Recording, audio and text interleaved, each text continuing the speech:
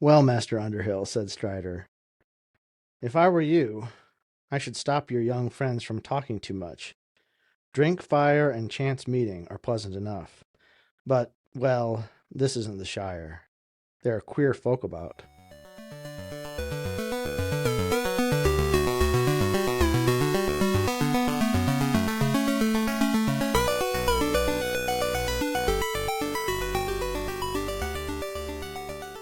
Welcome to the Wayward Wizards podcast. Today we're reading, what is it, chapter 9 of book 1 of the Fellowship of the Ring? Chapter 9, book 1, Fellowship of the Ring, at the sign of the Prancing Pony. My favorite chapter so far. Let's freaking go. All right. The story is starting. It is time. All side quests are finished. It is a Shadowfax speed race to Mount Doom from here. Hell yeah. Out. We are fully in. There's 150 pages in my edition in. 148 in mine. So we have taken our time getting it's go time. getting out of the Shire, but yeah, we are fully in the story now. And we get everybody's favorite character, Aragorn. Yeah, heck yeah. What a freaking badass. Total badass.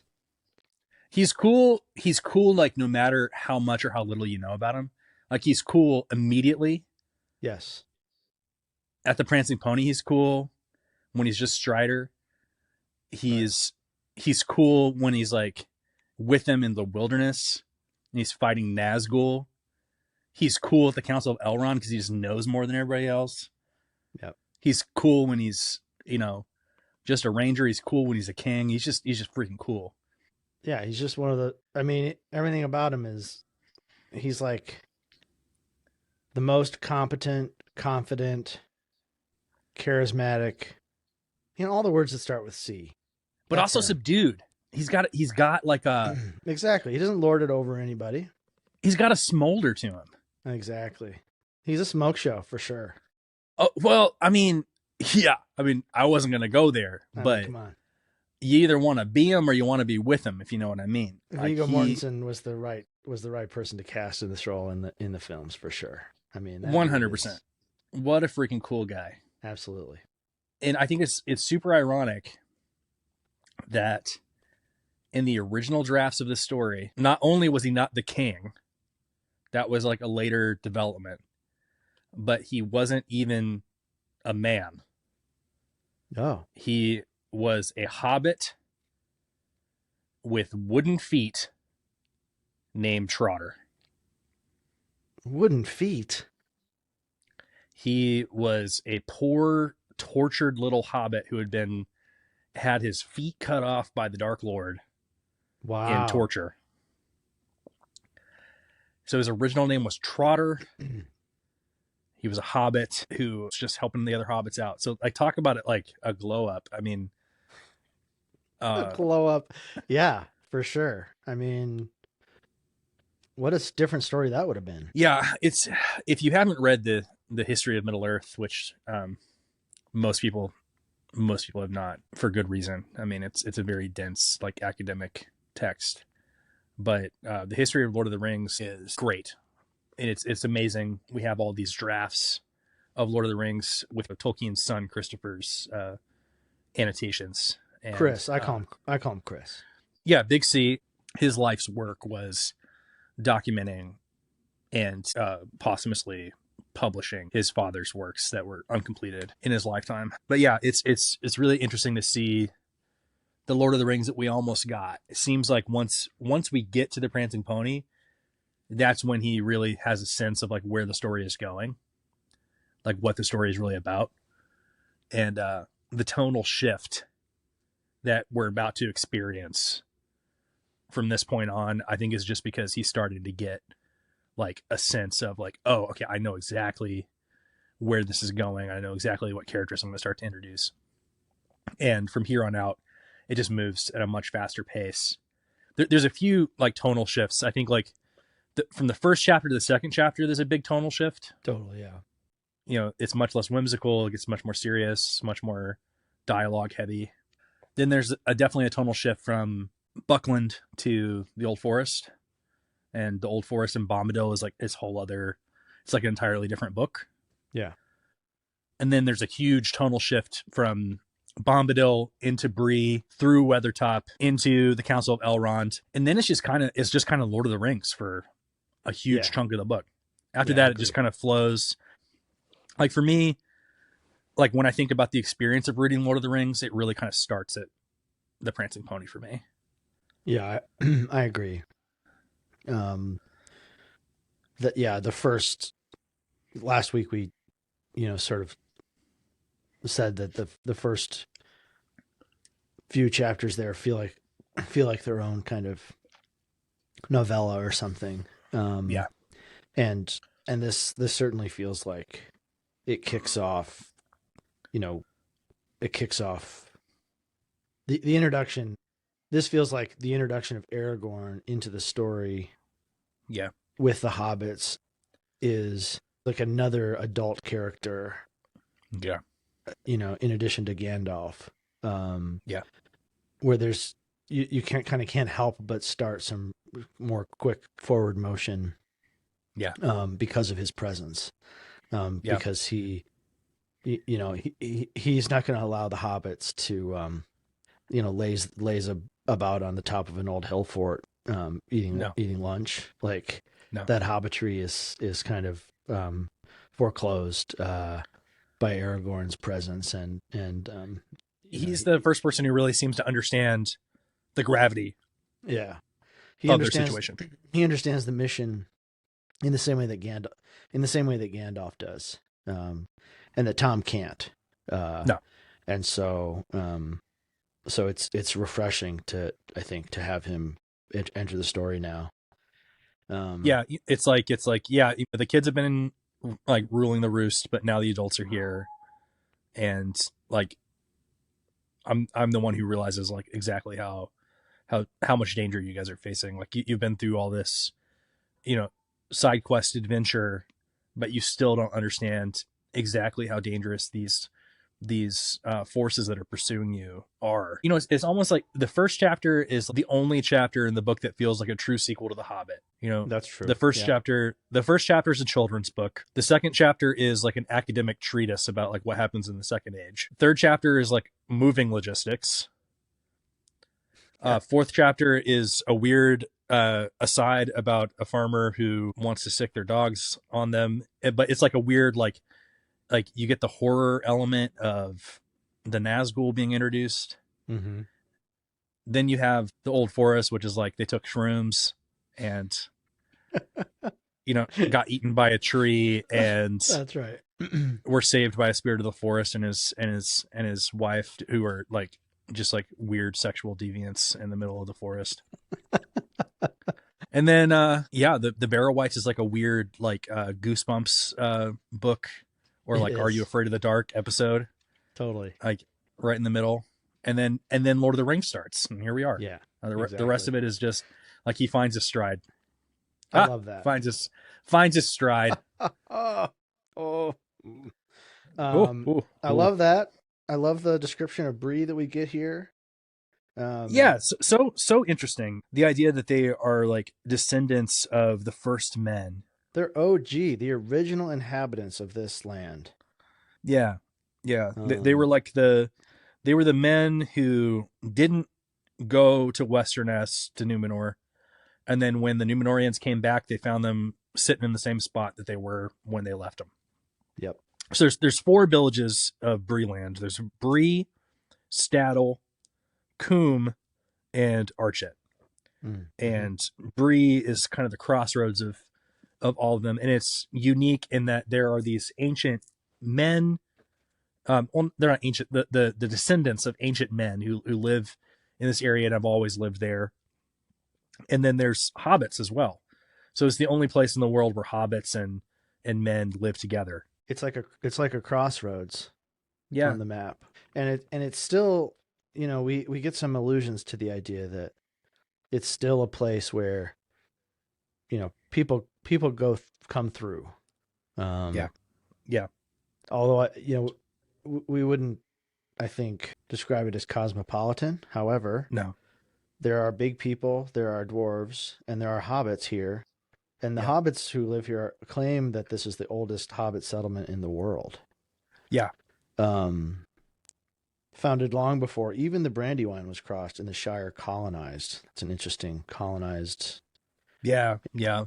It's a little different than our kind of conception of what a colony is, I think. But they live, the big folk and the little folk, as they call each other, they live together in, relative peace. They kind of understand who fits where and how it all works. And I love that Tolkien calls it a peculiar but excellent arrangement.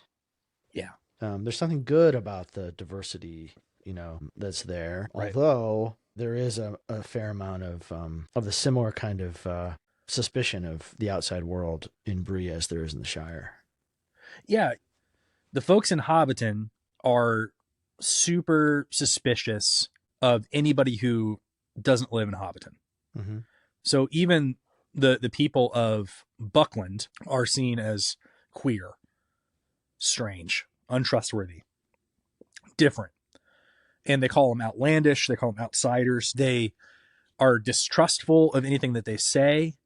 In this chapter, we hear that like an old saying in the Shire was strange as news from Bree. Is like the idea that like things that like we're in our like kind of cloistered area over here, and anything over there is like, that's Bree stuff, Yeah. And we don't mess around with that. And then we get to Buckland, like Farmer Maggot talks about how Frodo should have never gone mixing up with the folks over there in Hobbiton, because they're queer over there. And Sam immediately distrusts Farmer Maggot because he is talking bad about his hometown. Mm-hmm. And then we get to Bree and we find out that they are just as distrustful of the people in Hobbiton and Buckland as the hobbits in the Shire are of the people who live in Bree. So I just think it's interesting that the idea that people who are really not that far away from you are outsiders who aren't to be trusted it's a theme in Tolkien. And I think he's definitely, I think he's inviting us to question our own prejudices. I think because so it's clear that he's making fun of them for this. Yeah. This is a undesirable character trait of these people. And then, we see the way that dwarves mistrust elves and vice versa, even though they are on the same side. And ultimately, I think he's inviting us to question our own tendency to see people who are different than us as suspicious, or to question their motives. Mm-hmm. When at the end of the day, in the same way that the hobbits in Bree are not that different than the hobbits in the Shire, we're not that different than the people who we might look of as other. And so that prejudice, as it's described in the Shire and here in Bree, it's not meant to be something that that we look up to. It's meant to be a little bit of a poke at these people, and I think the fact that this place has been here for so long and that it exists, on the map, literally on the map that we have in the book,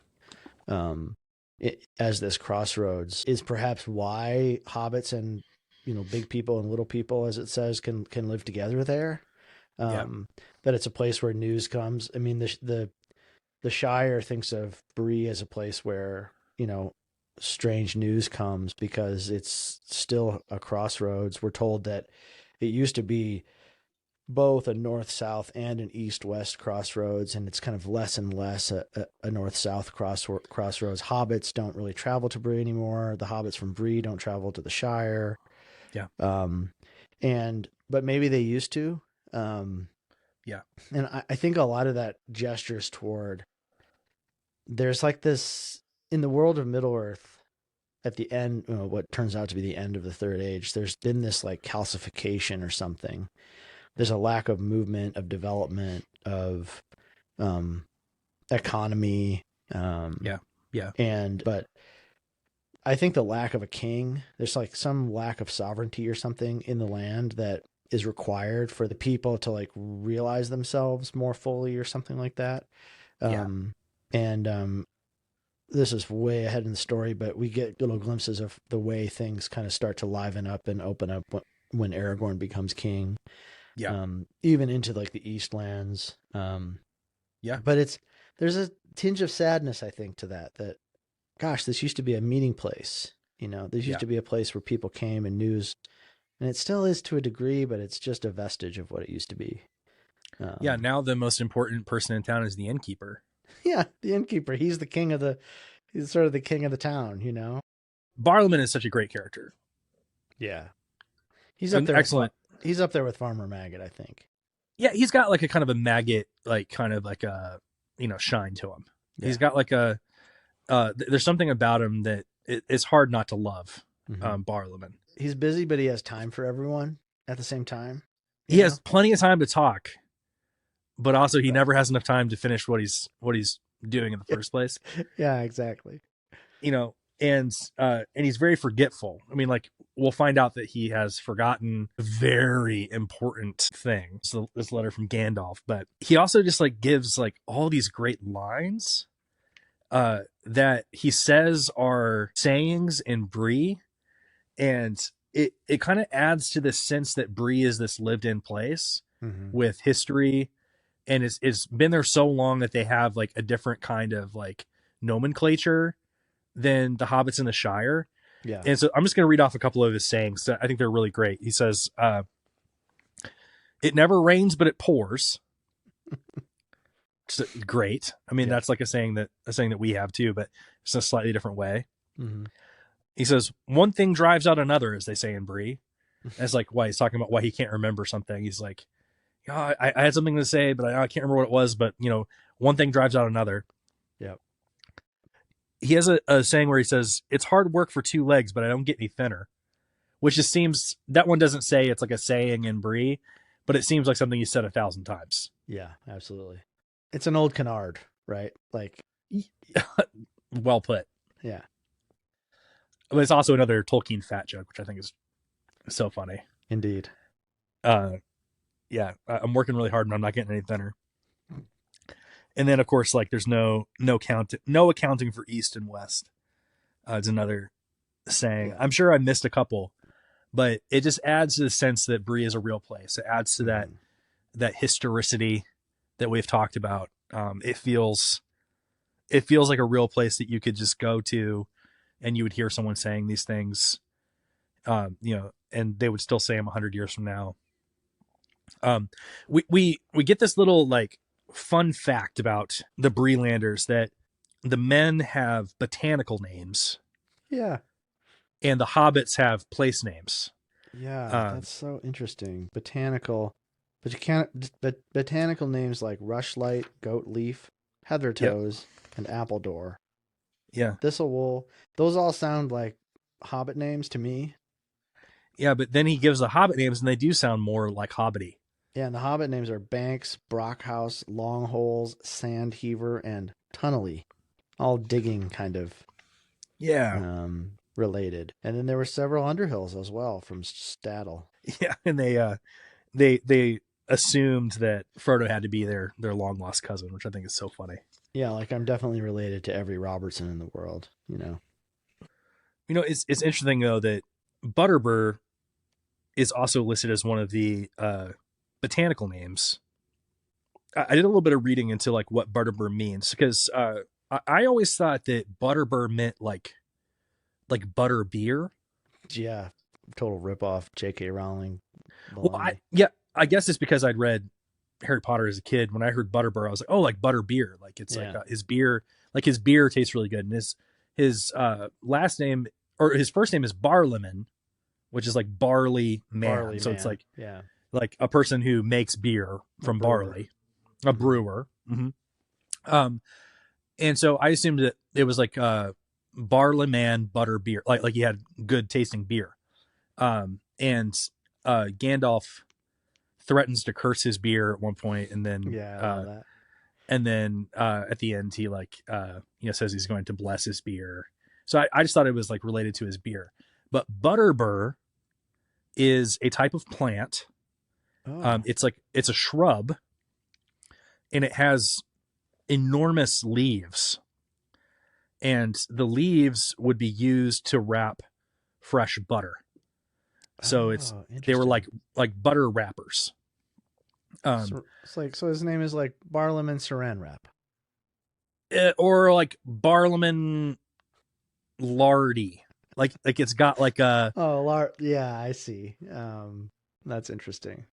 Like there's one point when they talk about roasting butterbur, and so it's kind of like roasting him in his own fat.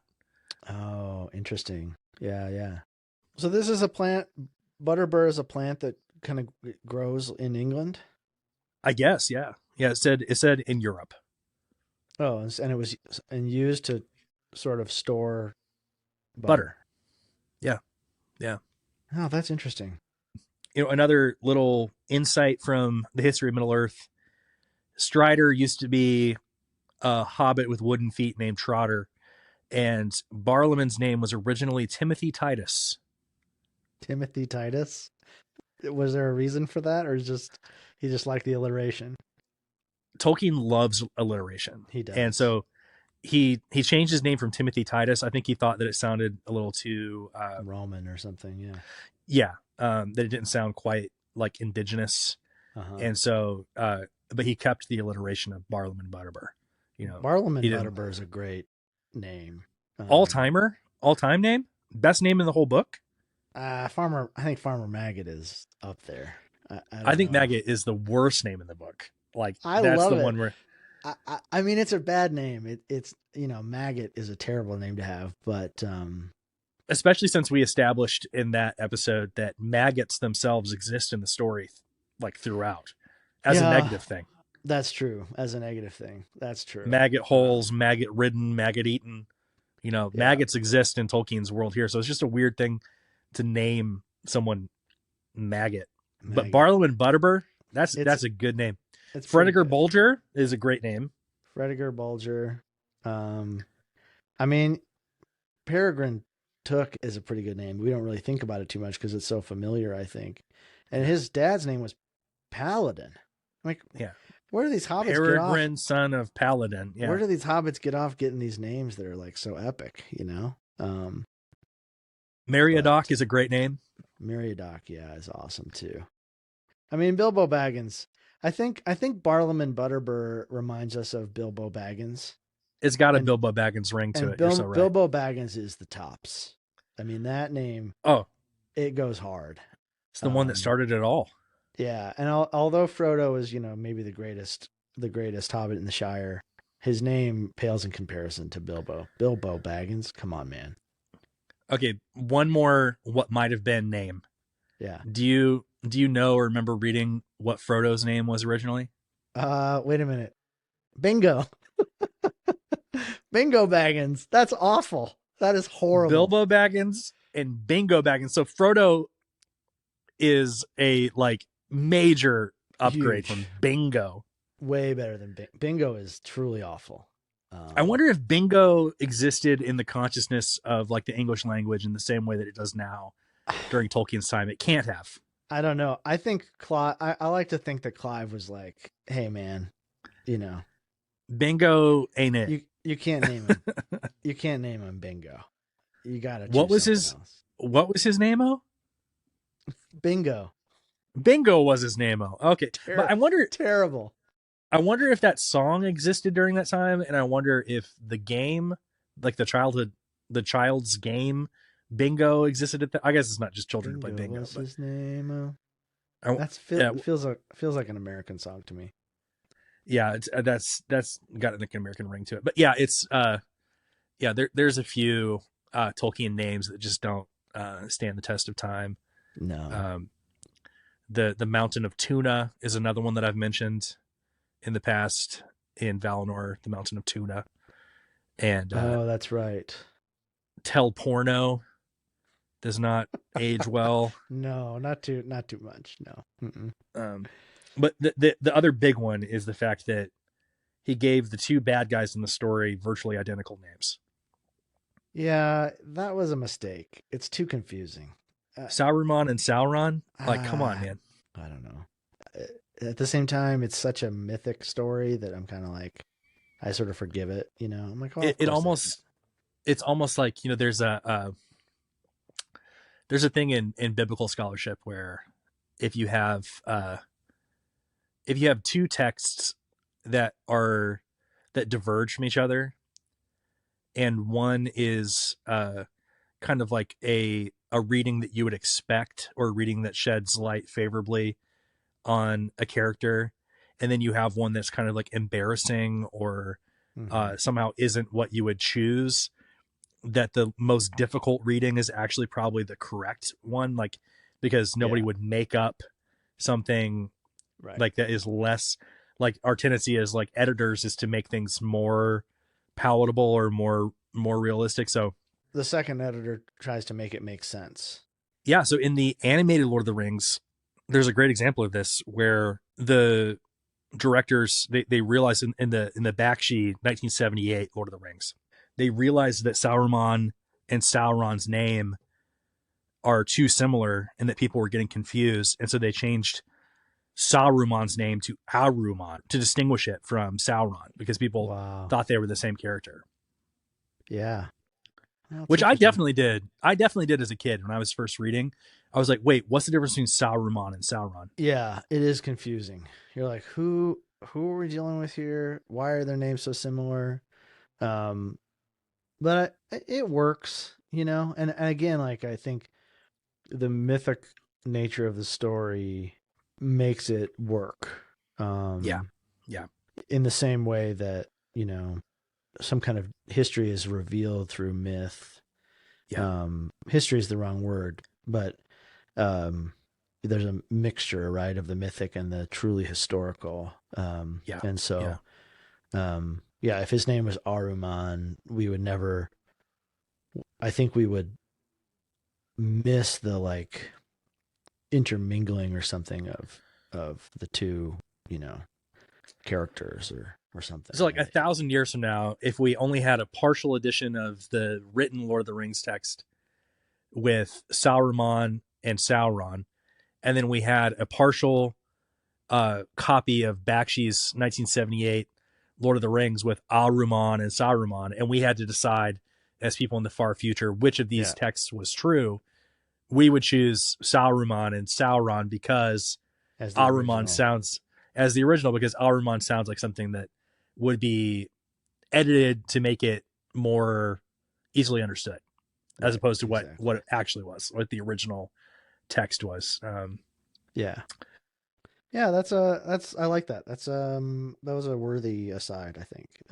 I hope so. Yeah, I'm glad you said so, because I was just thinking to myself, okay, I'm gonna have to cut all that out. Nobody's gonna give a shit about text criticism. I mean, that's what this kind of close reading is about. And so yeah, we have all these names, Barlam and Butterbur. We have him running around. The hobbits are so at home at a pub.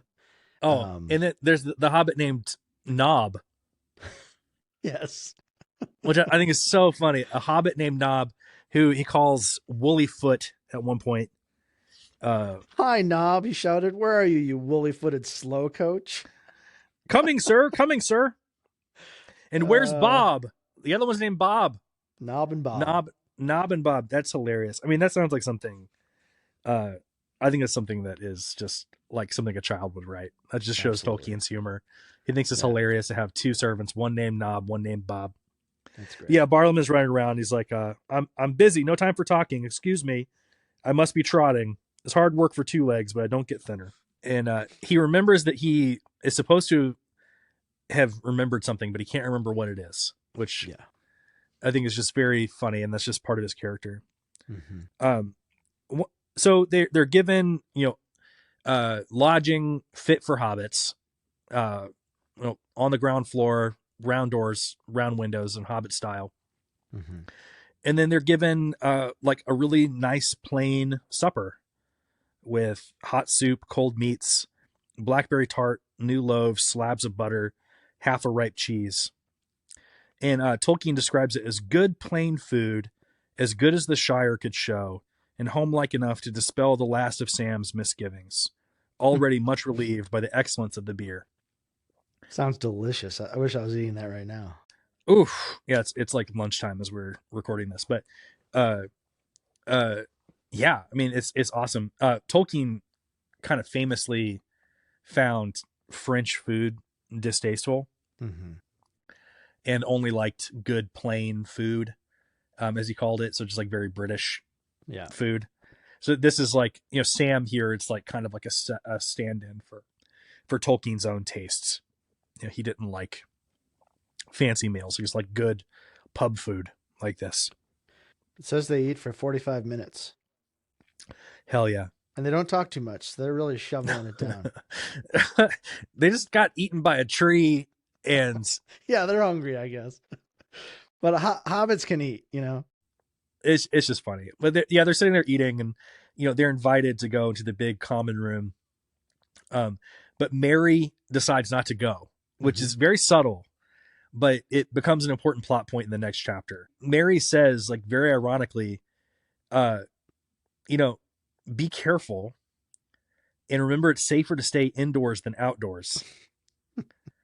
But then he goes outside for a sniff of air. Perhaps I'll go out later for a sniff of air. A lot of sniffing. A lot of sniffing in Lord of the Rings, more than I remembered. More sniffing. There's sniffing in almost every chapter. So they go to the common room. And they meet the long holes and the sand heavers and the tunnelies. Yeah, I love that it says, as soon as the Shire hobbits entered, there was a chorus of welcome from the Breelanders. This is a great spot. I mean, where everybody knows your name. Exactly. I mean, it's got that kind of like that. Like I want to go there. They get a big introduction from Barlaman to the Bree folk. And they get all the names, and they hear of the botanical names and the more natural names of the hobbits, and they're all, they all have questions, and like Frodo's like sort of overwhelmed. He doesn't answer quickly enough, so he ends up sitting by himself because he's not like a good hang or whatever for these other folks. He like invents a backstory that he's writing a book. Yeah, and they're like, a book? It's like they were shocked. Like a what? What? Yeah.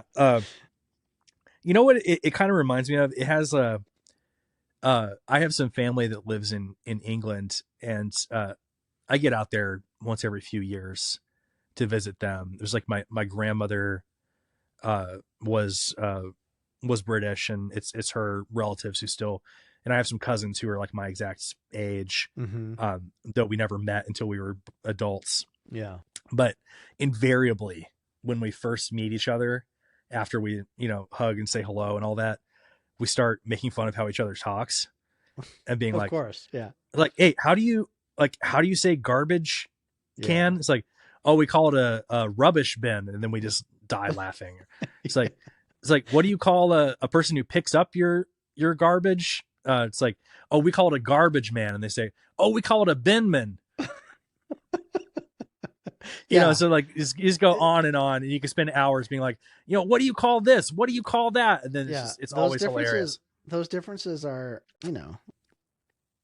are always like fun. And I think that's like, it's a big chunk of the fun of these books and of especially the Hobbit parts of the books where they, kind of devolve into jokes around language and riddles and inside jokes and things like that. And so it's fun to kind of like watch these people who think that they have nothing in common,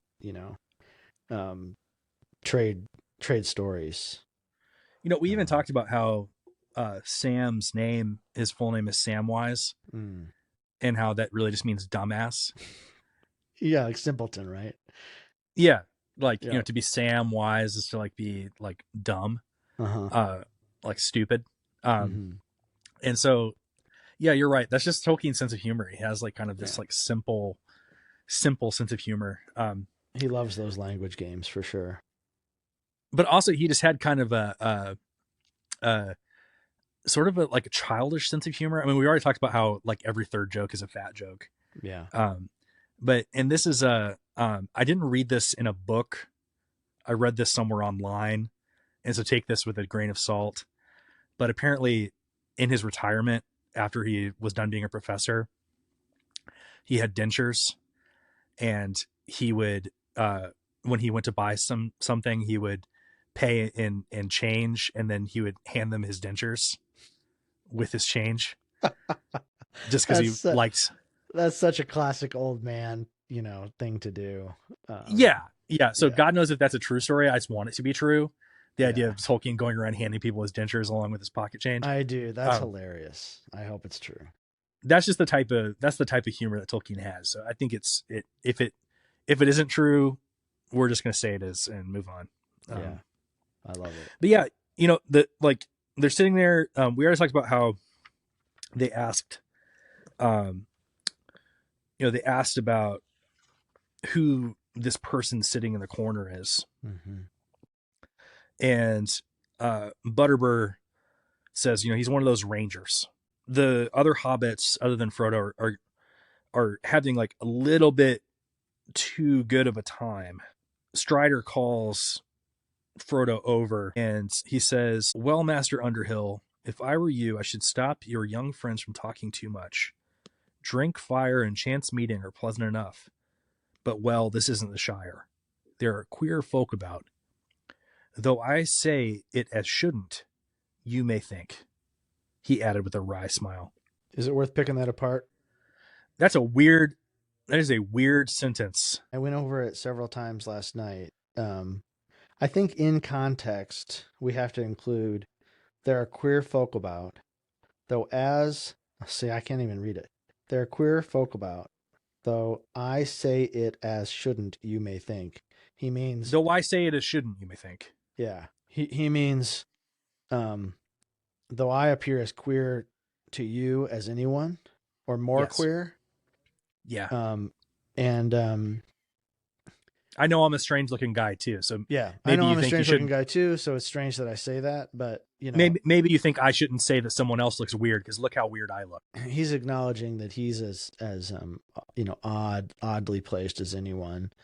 And honestly, he's the one who draws the most attention in the entire place. He's like the guy who everyone is ignoring in the common room. Yeah. It's kind of conspicuous.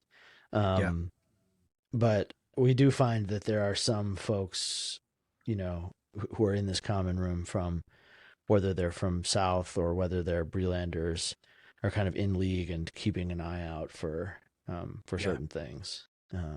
So, and this is a little bit what we were talking about before. Like Aragorn is an adult. He understands the gravity of what's happening, and he's here. I can't remember if he's waiting for Gandalf or if he's waiting for the hobbits or both. But he certainly, I think earlier in the chapter when they're talking to the gatekeeper, it says that a shadowy figure slipped in unnoticed. Or is that Strider? That's Strider. Oh, yeah. So he's kind of tailing them, and he's been looking out for them, because he knows that they're going to be coming. And interesting. Yeah, I didn't put that together.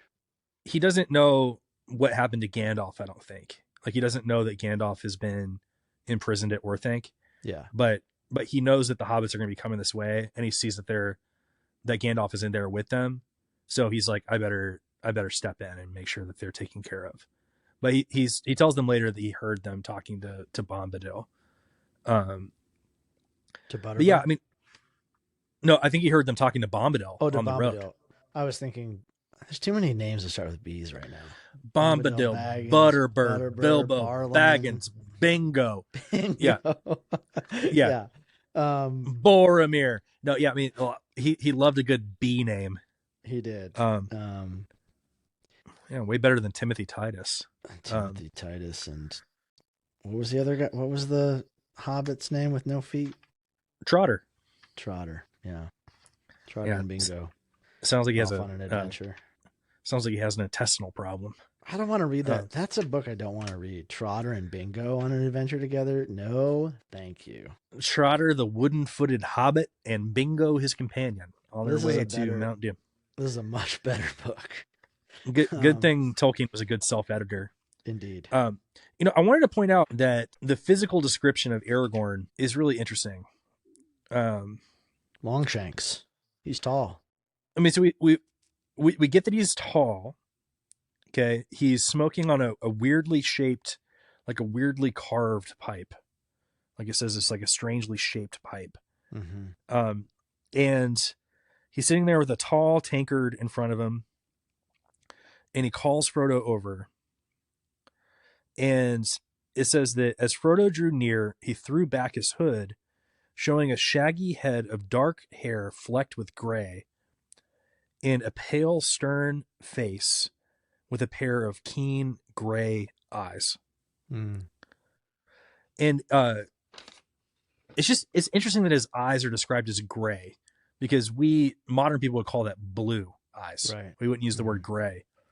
But it's a strange thing about antiquity that the color blue is not used very often. Do you know that colors in every language, enter in the same order? Same order. And blue is always last. No matter, across geography and culture. Yeah. So you get descriptions in the Odyssey of the Wine Dark Sea. Yes. Because they didn't have a word for blue. They didn't have a word for blue. It is not that they could not see blue. Yeah. I reject the Sapir-Whorf hypothesis entirely.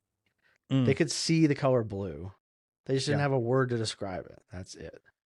Yeah, but it's just interesting. It kind of adds to the sense that this is like a very, very old book that we're reading. Old-fashioned story. So he has gray eyes.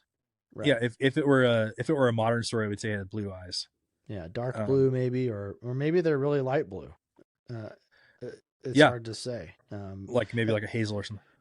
Or I think the eyes are. I think he's supposed to have striking features. Yeah, he's like dark hair with blue eyes is like a striking combination. That's pretty sexy, I guess. Aragorn, mama, basically just like us. Only Aragorn has long, lustrous. If you want.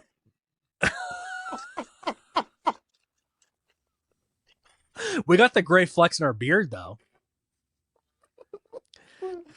Dear listener, if you're listening to this in an audio format and not on YouTube, we are comparing our bald heads and giggling about the fact that we are bald. Zach just took off. I just took off my hat for the first time. If you're not on YouTube, if you're on the audio version, Zach took off his hat for the first time during the podcast. And it was just a beautiful piece of physical comedy. Just absolutely perfect.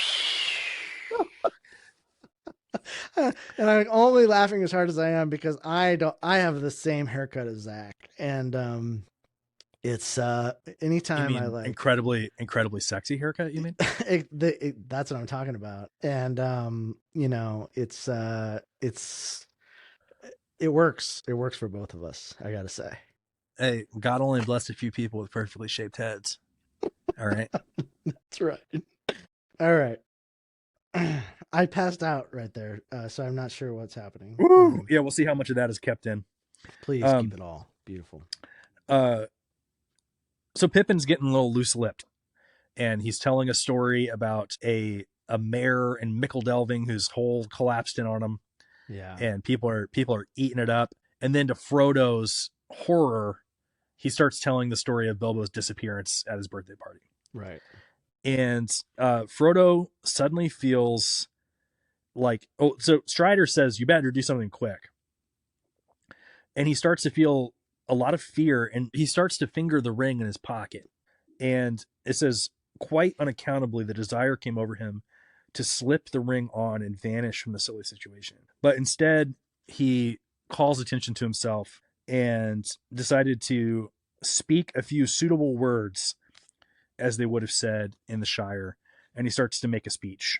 And in his speech, he says, "We are all very well gratified by the kindness of your reception, and I venture to hope that my brief visit will help to renew the old ties of friendship between the Shire and Bree." They're all sort of like dumbfounded.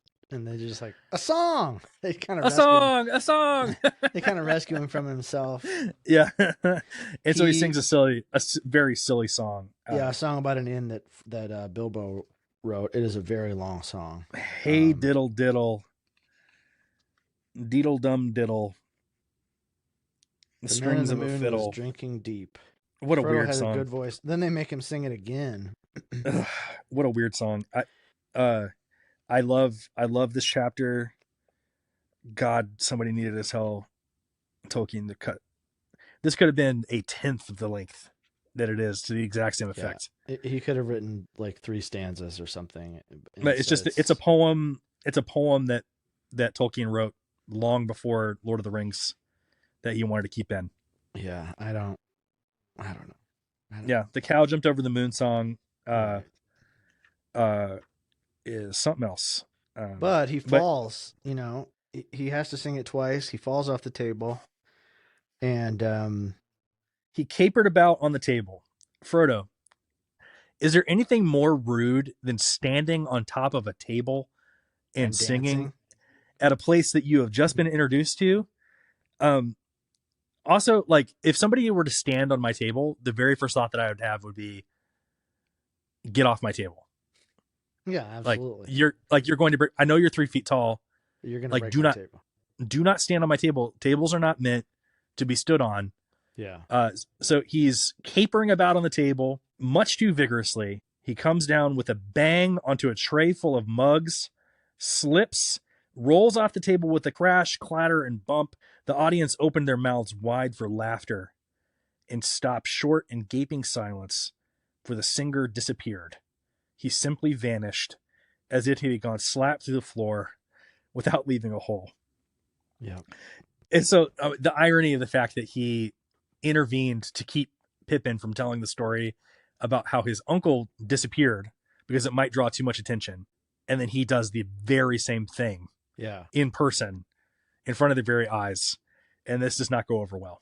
After this happens, everyone sort of shrinks away from the hobbits. I wrote real magic in the margin of my book. Yeah. Because there's something really upsetting about something so unnatural happening. Yeah. And this is why Gandalf makes a flash when Bilbo disappears. Yeah, just to kind of like make it seem like a magic trick. So it seems like a magic trick. But real magic is disturbing and out of place, and no one really wants to be, especially these people in Bree, who are already suspicious of outsiders. Now this guy, it says that he has magic of unknown powers and purpose. Frodo feels like an idiot, which he should. Yeah. And Strider's like, what did you do that for? Mr. Baggins, he calls him. That's right, Mr. Bag. He knows. He lets it slip. He's like, hey, this whole Mr. Underhill thing is now like whatever slickness that you thought you had now is completely gone. It's not even worth keeping up the ruse. So Mr. Butterbur comes trotting in. I think that he missed it. Yeah.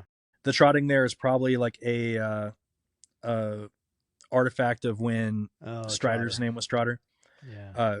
Trotting is as a like a verb is used quite I think I counted twice at least that back a couple pages ago when he says no time for talking, I must be trotting.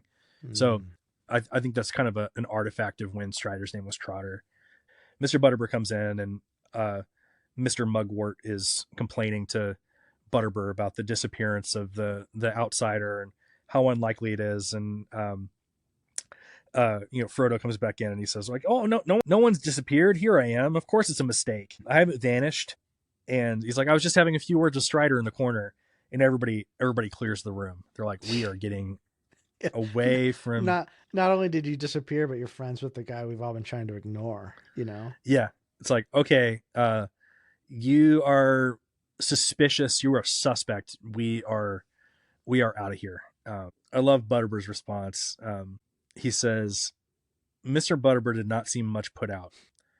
He reckoned very probably that his house would be full again on many future nights, until the present mystery had been thoroughly discussed. Now, what have you been doing, Mr. Underhill? He asked, frightening my customers and breaking up my crocs with your acrobatics. So freaking funny. Yeah, I think Butterbur's used to people getting a little too tipsy and things happening that you wouldn't expect in the common room. It's like, hey, that's just about the weirdest thing I've ever seen, but it's not the only weird thing I've ever seen. So yeah, he takes it in stride. He says, I like that he says, if you're going to do any more tumbling or conjuring or whatever it was, you best warn folk beforehand and warn me. We're a bit suspicious around here of anything out of the way. Uncanny, if you understand me. And we don't take to it all of a sudden. And he assures him that he won't be doing any more conjuring or tumbling or acrobatics, breaking his crockery. And then he asked Mr. Underhill for a word. So Strider has asked him for a word. I don't know if we mentioned that, but Strider had asked Frodo if they could have a private word. And now Mr. Butterbur has asked for a private word. Right. And Frodo wonders how many more people are going to be asking him for a private word tonight. Before he gets to bed. Hobbits are always, worried about when are they going to eat and when are they going to take a nap or go to sleep. But he kind of wonders, he's like, were all these people in league against him? And he doesn't quite trust Strider, nor should he. And he even is a little suspect of Butterbur. Right. He says he began to suspect even old Butterbur's fat face of concealing dark designs. Calling him fat again. Why has it got to be his fat face, Tolkien? Come on, man. Be cool. Great chapter. Great chapter. Love it. I wonder.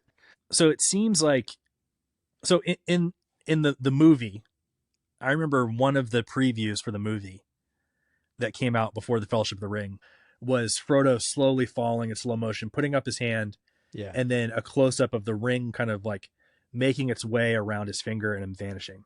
Yeah. And I remember that being one of the kind of like visuals that got me very excited for the Fellowship of the Ring coming out. Cause I was like, wow, they nailed it.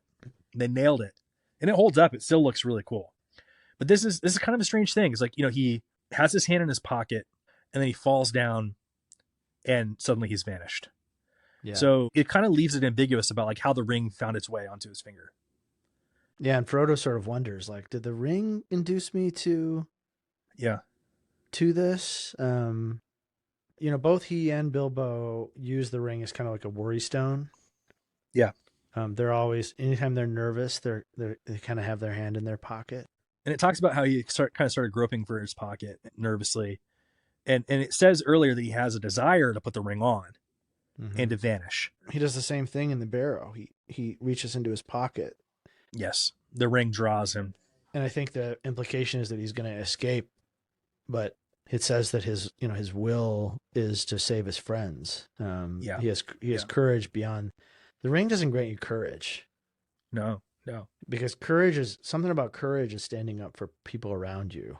At least in Lord of the Rings. And to reach for that ring is almost always a self-centered thing. I'm not sure if we mentioned this last week, but when Frodo's in the Barrow Downs, we're told that there's a seed of great courage in him, and that Bilbo and Gandalf thought that he was the greatest hobbit in the Shire. But then pretty immediately he has this moment of cowardice. Yeah. Where, and I think it's okay to call it cowardice because he ultimately fights that temptation. Right. But he has this great desire to put the ring on. He's like, maybe the Barrow Wight won't see me if I put it on. Right. And then I can escape.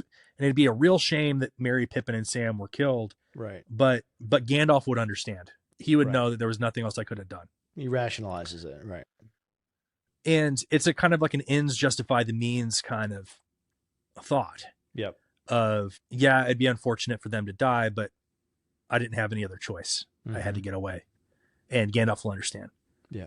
And I think it's interesting that Tolkien shows us that side of Frodo, because I think there'd be a temptation to only have Frodo ever act completely courageously. Yes. And from here on out, we don't really get a lot of Frodo's inner dialogue. We don't get a lot of that's true. His temptations. He kind of becomes this kind of stoic figure throughout the rest of. We get other people's kind of inner monologue about the ring. We see their temptation, but we don't get a lot of like Frodo being like, "Oh, and I really want to put the ring on." Later in the book, but early on we do. Like we get a few a few examples of like what his inner turmoil must be like. But I think at the end of the day, it makes his behavior all the more admirable because we get an insight into the fact that he is tempted to use the ring for selfish means. Probably towards the end, he's probably constantly tempted to use it. Yeah, he's not immune. He's not immune to it. I do think in Rivendell, when he intentionally takes up the ring as a charge, he enters some kind of like a heroic, an elevated state. But that doesn't wash out this earlier relationship that he has with the ring, and this temptation to use it, and the sort of the ring fingering, as I like to think of it, is it only grows, as you were saying. To the point where he has to be carried, right? If that didn't exist here, then I don't think it would make as much sense later. But great chapter. So enjoyable. I so enjoyed reading this chapter. Oh, me too. I'm excited to get things going in earnest. I mean, some of the best scenes of the book are coming up. Like it is a like fever pitch until we get to the flight of the Ford. But we are almost done with book 1. In my edition, there's only 50 more pages until we're done with book 1. Well, thanks for listening to the Wayward Wizards podcast. We hope that you will do all the things that we tell you to do every week. I know you can only do it once, and we're staring down the barrel of at least 70 episodes. So if you stick around for this section of the podcast, what a champion. But if you're this far in and you still haven't liked and subscribed and followed on all the platforms, what are you doing? Yeah, and share with a friend. What's wrong with you? Like, do you really want other people to hear what we're doing? Join our weird little virtual book club. Yeah. Like, let's do it. Let's do it. Tell so them. Like us on Apple Podcasts, follow us on Spotify. Follow us in the places. Like us in the places. Rate and review. Do the thing on YouTube. And steal your friends' phones and subscribe on our behalf. Exactly. If you have corrections, thoughts, love letters to our bald heads, whatever you want to do, you can go to waywardwizards.com and send us an email. But until next time, don't go frightening my customers and breaking up my Crocs with your acrobatics. We'll see you next week. See you next week.